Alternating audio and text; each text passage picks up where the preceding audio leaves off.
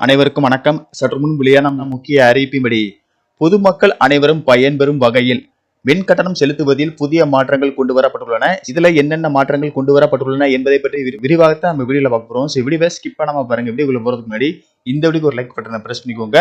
இப்ப நம்ம சேனலுக்கு முதல் முறையா வரீங்கன்னா சப்ஸ்கிரைப் பட்டனை பிரஸ் பண்ணிக்கோங்க. கூடவே பெல் ஐகான் பட்டனையும் பிரஸ் பண்ணிக்கோங்க. வாங்க வீடியோக்குள்ள போகலாம். தமிழகத்தில் மொத்தம் 3 கோடிக்கும் அதிகமான மின் இணைப்புகள் உள்ளன. இந்த மின் இணைப்புகளுக்கான கட்டணத்தை மின் வாரியம் 2 மாதங்களுக்கு ஒருமுறை கணக்கெடுத்து வசூலித்து வருகிறது. குறிப்பிட்ட தேதிக்குள் கட்டணத்தை செலுத்தாத மின் இணைப்புகள் துண்டிக்கப்படுகிறது. பின்னர் அபராத தொகையுடன் மின் கட்டணத்தை செலுத்திய பிறகு மின் வாரிய ஊழியர்கள் மீண்டும் மின் இணைப்பை வழங்குவது வழக்கமான நடைமுறையாக இருந்து வருகிறது.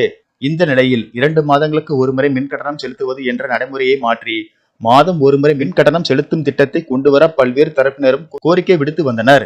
இதையடுத்து கடந்த 2021ஆம் ஆண்டு திமுக தனது தேர்தல் அறிக்கையில் மாதம் ஒருமுறை மின் கட்டணம் வசூல் செய்யும் நடைமுறை கொண்டு வரப்படும் என்று வாக்குறுதி அளித்திருந்தது.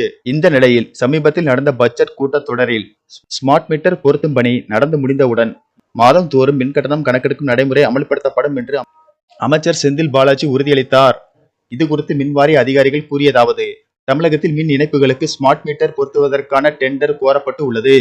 5 முதல் 6 நிறுவனங்களுக்கு பணி ஆணை வழங்கப்பட உள்ளது. இதற்கான பணிகள் மும்முரமாக நடந்து வருகிறது. தமிழகத்தில் அடுத்த ஆண்டு சட்டசபை தேர்தல் நடைபெற உள்ளது.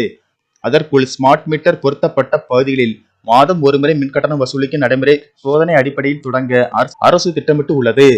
தமிழகத்தில் 3 கோடி ஸ்மார்ட் மீட்டர்கள் பொருத்தப்பட உள்ளன. முதல் கட்டமாக 1 கோடி வீடுகளுக்கு ஸ்மார்ட் மீட்டர் பொருத்தப்படுகிறது. அந்த வீடுகளுக்கு முதலில் பரீட்சார்த்தமான முறையில் மாதந்தோறும் மின் கட்டணம் கணக்கிடப்பட உள்ளது. எனவே வருகிற ஆகஸ்ட் மாதத்துக்கு பிறகு வீடுகளுக்கு மாதந்தோறும் மின் கட்டணம் கணக்கெடுக்கும் நடைமுறையை செயல்படுத்த அரசு ஆலோசித்து வருகிறது. இவ்வாறு அவர்கள் கூறினார்கள். நன்றி, வணக்கம்.